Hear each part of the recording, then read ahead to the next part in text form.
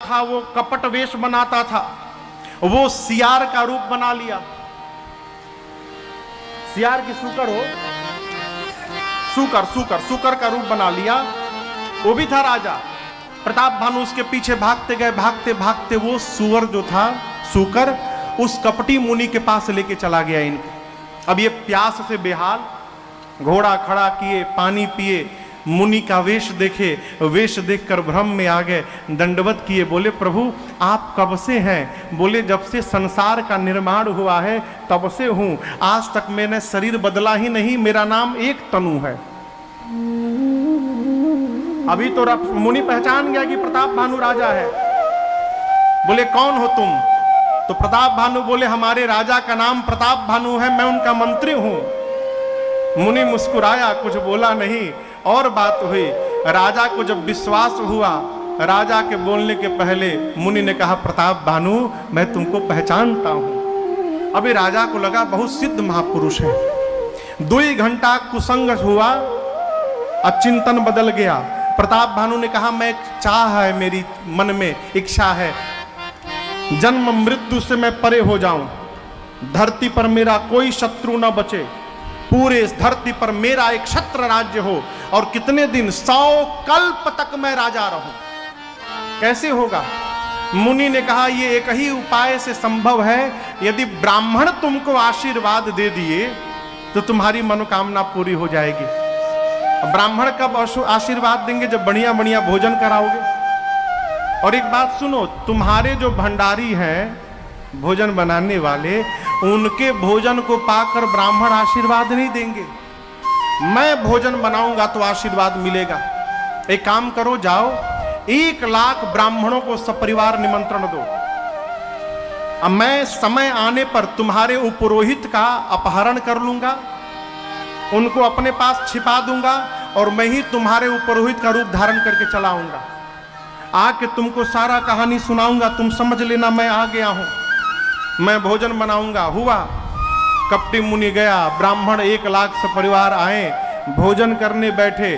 कपटी मुनि भोजन बनाया, भोजन परोसा गया। ब्राह्मण भोजन आने के बाद हाथ में जल लेकर संकल्प कर रहे थे, तब तक आकाशवाणी हुई, सावधान, हे विप्रदेव, आप जो भोजन करने जा रहे हैं उस भोजन में ब्राह्मण का मांस मिला हुआ है। ब्राह्मण देवता जो जल संकल्प के लिए लिए थे, उसी जल से श्राप दे डाला प्रताप भानु को, जाओ पूरे परिवार कुल समाज समेत असुर हो जाओ। उसी समय 1 लाख ब्राह्मणों ने श्राप दे दिया। हाहाकार मच गया हो। आकाशवाणी ने कहा इसमें राजा का कोई अपराध नहीं है। कपटी मुनि तो भाग गया। राजा रोने लगा प्रताप भानु।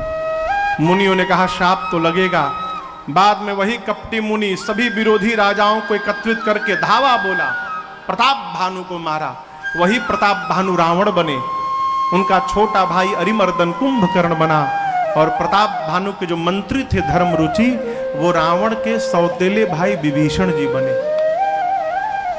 तीनों तपस्या किए, ब्रह्मा जी गए वरदान देने। रावण मांगा मैं मरूं नहीं, ब्रह्मा जी बोले असंभव, कुछ और मांगो। तो मांगा वानर मनुष्य को छोड़कर कोई न। ब्रह्मा जी बोले तथास्तु। कुंभकर्ण मांगा 6 महीना सोऊं 1 दिन जगूं, तथास्तु। विभीषण जी ने भगवान के चरणों में प्रेम मांगा। अब रावण का आतंक इतना बढ़ गया धरती पर, धरती अकुलाकर गौ का रूप लेके मुनियों के पास गई। मुनि लोग ब्रह्मा जी के पास, ब्रह्मा जी शंकर जी के पास कैलाश में पहुंचे और सभा बैठी। अब बहुत हो गया, भगवान कहाँ मिलेंगे इस पापी से बचाने के लिए? सब अपनी अपनी बात बोले, गोलोक, क्षीर सागर, बैकुंठ, साकेत। शंकर जी बोले कहाँ नहीं मिलेंगे। हरे व्यापक सर्वत्र समाना, प्रेम ते प्रगट हो ही मैं जाना। भगवान सर्वत्र हैं, यदि प्रेम से हम यहाँ बुलाएंगे तो भगवान यहीं प्रकट हो जाएंगे। ब्रह्मा जी बोले साधु वचन, और पूरा देव समाज कैलाश में श्रीमन नारायण नारायण नारायण श्रीमन नारायण नारायण